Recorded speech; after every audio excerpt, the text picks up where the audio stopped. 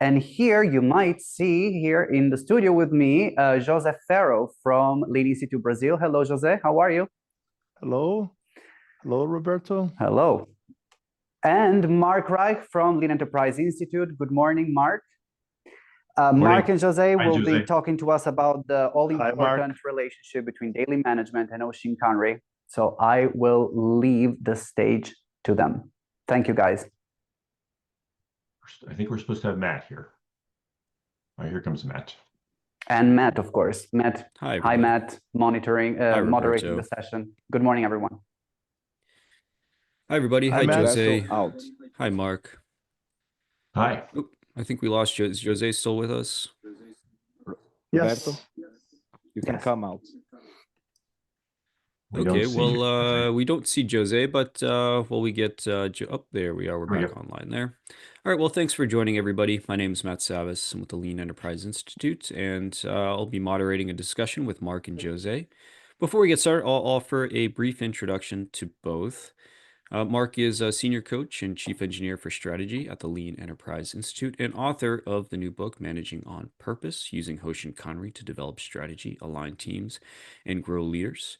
And José Ferro founded the Lean Institute Brazil in 1998. He's a board member and senior advisor to the Lean Enterprise Institute, and he is the co-author of the book, Daily Management to Execute Strategy. And we're going to be talking about the relationship between Hoshin Kanri and daily management. I think that's a good place to get started, guys. How would you let's help people try to understand the relationship between these two things. You know, Hoshin Kanri is this method of developing and deploying a strategy across an organization, and daily management, a way for people to manage, of course, day-to-day operations in an enterprise. But how do those two things connect? Mark, I'll start with you. Maybe kind of give an overview of Hoshin and how it can connect to the front line. Yes. Thanks, Matt. And great to see you here, Jose. I'm looking forward to the conversation. Well, I recently published a book through the Lean Enterprise Institute called Managing on Purpose. And in that book, I tried to kind of delineate for the audience what's the role of Hoshin Kanri and what it is in the organization. And, I think of it in the context of successful businesses need management systems to run the business day to day. And that's, of course, what your daily management system should do, because it's kind of in the name. And, you also need a system to change the business and innovate the business. And so hopefully Hoshin Kanri can do that for you if you use that successfully. But there's a really important relationship between the two, because if you don't have stability in your daily management system, it'll be very difficult to innovate the business. So, and I think we'll get into a little bit more about the detail of that in the course of our discussion today. Jose, what about you and your experience, 30 years consulting companies in all sorts of industries? How do you see the relationship between these two? Well, I think Matt and Mark did a very good job summarizing it. I don't have anything else to add on that, except the fact that when in our book, talking about our contribution, in our book, we tried to clarify this connection. One of the purposes of the book is to eliminate this gap between strategic planning that doesn't go beyond good intentions to actually going down to the operational level and making sure everybody's connected. So the idea is on daily management is how can we connect every single person, their daily job with the purpose of the organization and with the strategic objectives. We see that as a big gap in most organizations, and I'm sure that's one of the pieces that Mark talks about in his book. That's why we designed the book. We suggest three building blocks for daily management. And the first one is exactly what is the real connection with the strategic objectives. what are the basic targets that the organization have in every single area of the company. So ideally, we should have a process that allows everybody in the organization to be connected, to be aligned with the strategic objectives. Not only the new innovative ways, new businesses or new approaches to the current business, but also the daily operation. We see without a strong muscle on a daily basis, it's going to be hard to create a stronger future. And without stability, we cannot innovate and we cannot improve. There's a key critical lesson in both books around people and how these tools aren't just a way to manage operations, but to develop people. And I think it's a lesson that can easily be missed, and it's so important. But can you explain? And I'll start with Jose this time. How daily management? Well, how does daily management contribute to people's development inside of an organization? Well, this is a fundamental element. We tend to have people asking us questions about what is the right board, what is the right information, what is the right software if you want to go to some kind of a virtual environment. And so that's okay. That's not a bad question. That's not an irrelevant issue. But the most important issue is how you're going to engage the people. In our book, as I said, we propose 3 blocks. One block is the commitment. So we start from there. What is the objective? What we need in our operation, in our level, what we need to do to achieve those objectives. Then the second piece of our suggestion, our approach, is what we measure and control every day. What specific metrics we're going to use, and not only the metrics, not only the KPIs, but also what are going to be the success factors that are going to be driving those expected results. And then the third block is the problem solving, where it's how you're going to fix the existing problems. Just looking at that from a technical perspective, it's important to understand that without the commitment of the people, without the engagement of the people, with the right mindset of the leadership, by saying, okay, guys, we're ready today. Today is not a good day. We didn't achieve what we should. What are we going to do to fix it? So to create this environment of people talking and people helping each other, people fixing the problems, is probably the most important piece. Mm. What about on the Hoshin side, Mark? Well, the reality of everything that Jose just said is great. I just spent the last 3 days in Toyota and 2 other great companies.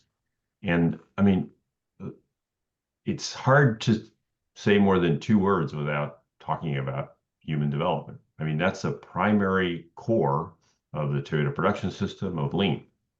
And so I think whether it's daily management or Hoshin Kanri or any other subject related to Lean, I mean, if you don't have capable people to kind of build and execute on that, and you don't have a system to develop those people, I mean, it's not going to be successful. You can, as Jose was saying, you can look for the best tool, but people have to use those tools effectively. It's like bringing in a carpenter and never apprenticing them to use a hammer.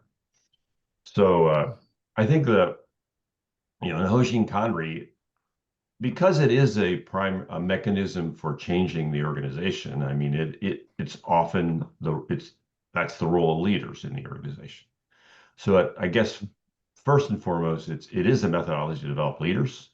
I spent a lot of my time in Toyota, and we used it effectively for that purpose, because leaders have to, I would say, the company takes on responsibilities driven by the market and what customer expectations are there. And to a certain extent, organizations are organized functionally, not based on what the customer or what the market's expecting. And so the organization has to take on broad initiatives in order to be successful in the market. I mean, in my book, I talk about it. I give a case study or put forth a case study of a lawnmower company that's trying to get into the electric market. That's not isolated to one leader. Not one leader can make that successful. So leaders have to develop capability. I refer to it in the book as leading by responsibility, not by authority. And so you need a mechanism that allows leaders to develop that way. How do they develop methodologies to coach? How do they develop methodologies to work across the organization? And learning across to do that is part of, I think, the fundamental learning of what Hoshin Kanri provides. Well, both of these systems are naturally dependent on leadership, particularly their behavior in reaction to problems. And Jose, in your book on daily management, you talk quite a bit about the term psychological safety. Can you explain to the audience what that is and how a leader can create an environment of psychological safety and what that does for a business? Mm-hmm. Well, I think the issue about leadership, like Mark pointed very well, it's fundamental. Leadership behavior is going to be the decisive factor to run an effective management system, Hoshin and daily management. What we suggest is that without an environment to feel good about exposing problems, to feel good about fixing problems, to feel good about learning, trying new approaches, it's fundamental. Not being afraid to speak, not being afraid to highlight the negative issues. So psychological safety is a basic approach to guarantee that the reds are accepted, but not taken for granted. So there is a strong approach towards actually fixing it and achieving the expected greens. So people don't feel afraid of speaking up, don't feel afraid to try new things. So this way we can truly create an organization that is developing, is learning, and in improving all the time, and everybody together on this process. And Mark, when a company sets out on a strategic plan and they begin to execute it, things naturally go wrong. Plans never go right. But how does an organization, how are they able to course correct on a larger strategic vision that may be looking out a year or a couple of years? Well, as I explain a fair amount in my book about what organizations need to do to execute effectively on Hoshin. And it's kind of, you can think of it almost like a mirror, and to some extent, it's a mirror on a broader time frame of what daily management should reflect, which is you need to, in a daily management system, you need to know, I mean, in Toyota, we know down to the minute whether we're ahead or behind. Are we doing well or not? And definitely daily, we review that. In a system where you're looking at 1, 2, 3, or 4 years, you need to know, like, month to month, quarterly, every 6 months, annually, how you're doing. Too many organizations I visit kind of find out at the end of the year that they didn't accomplish what they expected to accomplish and set out to accomplish at the beginning. So I think defining clear objectives, getting consensus and alignment to those, and then building like robust plans, knowing that they might change. I mean, based on what's out in the market. And then reviewing that regularly, making that work visible for everyone. So so that clearly across the organization, we can see, are we ahead or behind relative to our plan? And we review that regularly. Regularly raise problems when issues exist, when we're behind, and have mechanisms to effectively coach and help the organization catch up.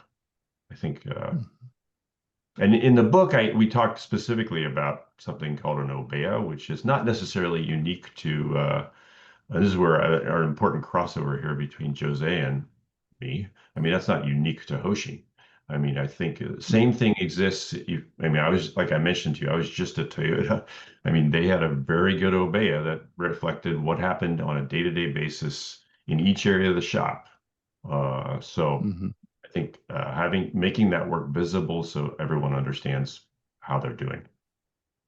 You mentioned the important point about building consensus and developing a consensus around a plan. I'd like to explore the relationship between daily management and Hoshin when you're going to develop that plan. So I'll start with Mark on this question, but how can a leadership team leverage their daily management system to inform their Hoshin planning process? Well, I think thank you, Matt. It's a great question. I think one of the, the starting point of all this, and I'm sure Jose would agree, is that in Lean, in the Toyota production system, one of our goals is to drive decision making to the lowest level in the organization. And so we want to set up systems to do that. The reasons leaders get like so busy, I go to companies with 40, 50 like objectives leaders have to focus on, is because they haven't accomplished that. And they're trying to manage too much detail at their level. We need leaders managing strategic initiatives with our organization. That's why we hire them and pay them a lot. However, one of the reasons that happens, I believe, is because the daily management of the organization is not run effectively for many reasons. And that's not just the leader's role. It's that there's instability in daily management of the organization. So people often ask me, do I start my Lean journey with Hoshin Kanri? And I usually say no. I mean, you need stability day to day in the operations of the organization. Otherwise, you create these big plans that you can't act upon because the leaders get diverted too much from and have to get too involved in the day-to-day work, and we're not driving decision making down to the level where it's needed. So I think that's a premise that's important. There is maybe I'll stop there. I can go on, but maybe Jose wants to add to that. Yeah, Mark, a great point. Using PDCA as our framework, we have to run 2 PDCA cycles basically, or more than one, of course, more than 2. But daily management is mostly about running a daily PDCA in such a way that we anticipate things that are going wrong. So if we run the traditional PDCA yearly, or let's say twice a year, it's too late. It's too late. If you're not strong enough by adjusting your course or to fix your problems every day, and even we use daily as just a mindset to say, well, at least within a work shift. Like Mark said, you have to adjust, you have to run PDCA every time you have a cycle, you have some sort of a delivery. So that connection with the daily operation drives an approach that we fix problems, we anticipate problems, we don't wait to fix. Oftentimes the Hoshins don't work because when we analyze, when we run the PDCA, when we do the check, it's already too late. We have little time to react. We have our actions are limited to that. So the connection between daily PDCA and the yearly PDCA is there. Without a daily PDCA, you're going to have a very weak Hoshin planning process, because when you run the long-term PDCA, you're going to see so many problems, like Mark said, so many instabilities that are actually affecting the performance of the company, and then it's going to drive this firefighting behavior.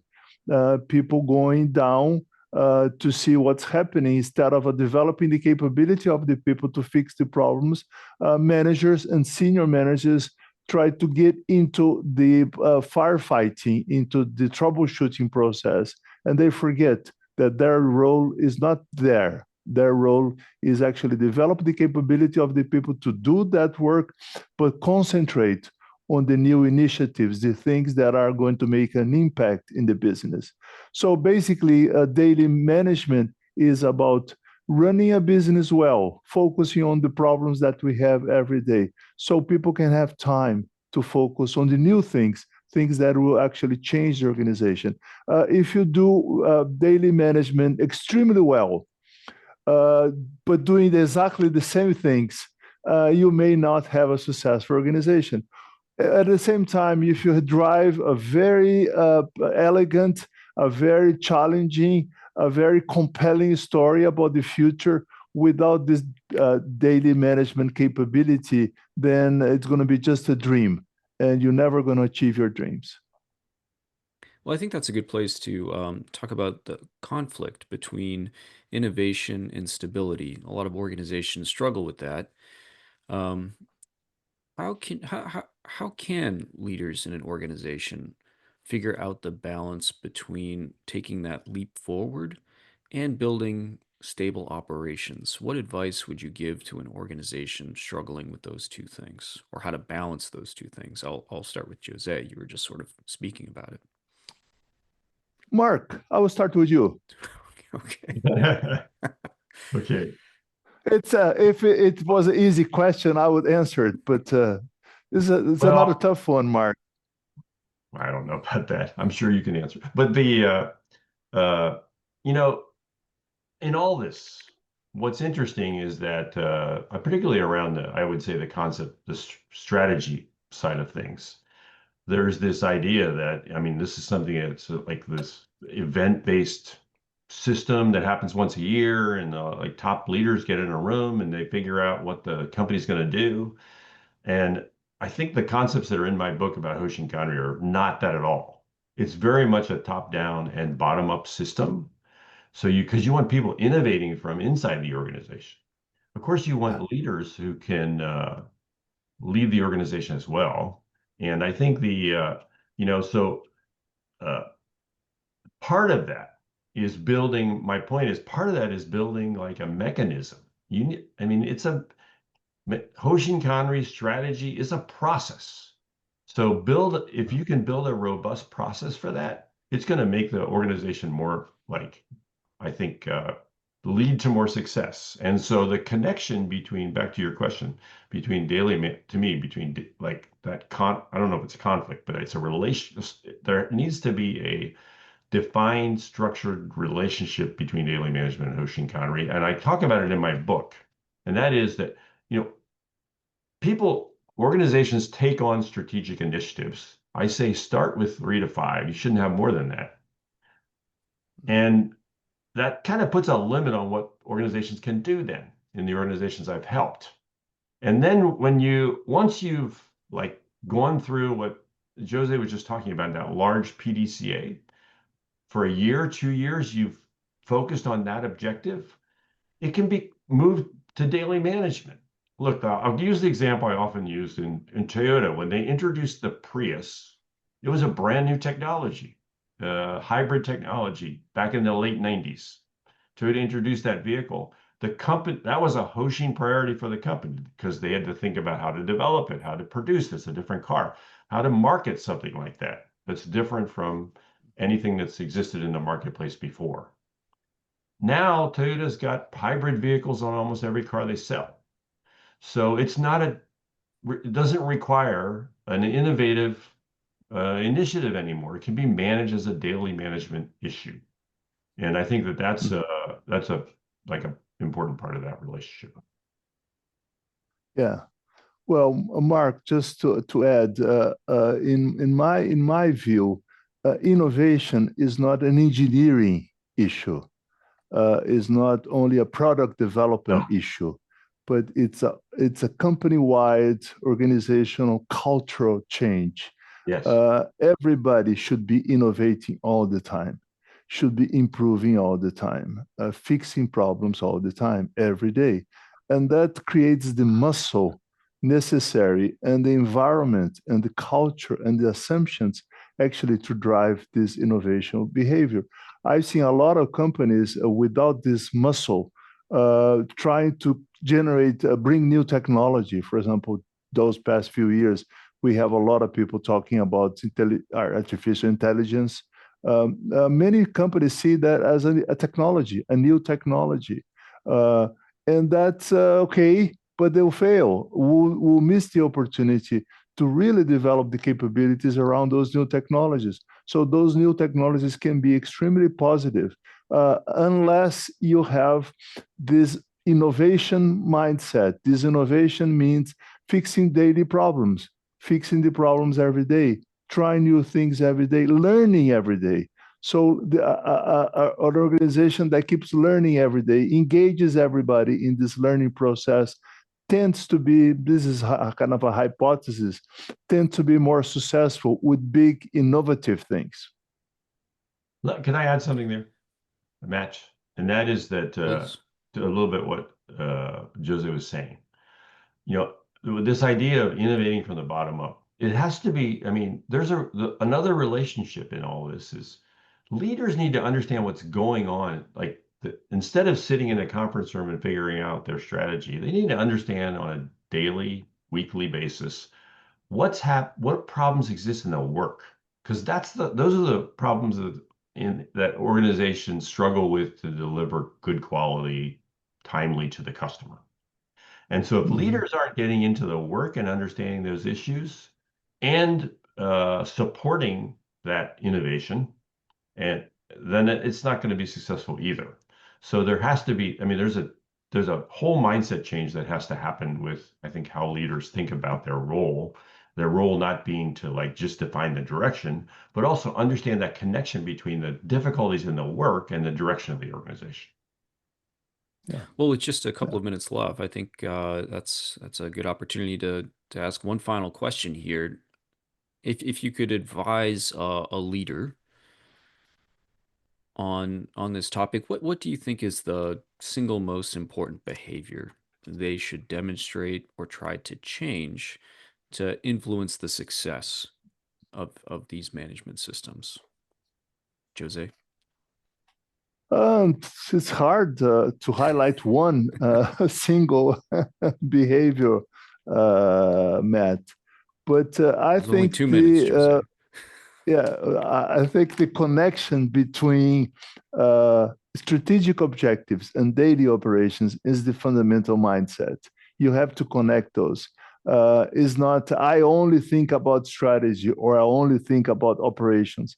You can think about the nicest, best, most innovative product, but if you can deliver the existing products that you already have to your current customers, you're going to fail, no matter how good the new product or the new business model is. So there is a connection between your operation, your current operation, and your new things. You must be able to bridge those differences, those different levels of strategy and the deployment and the daily management. Great response.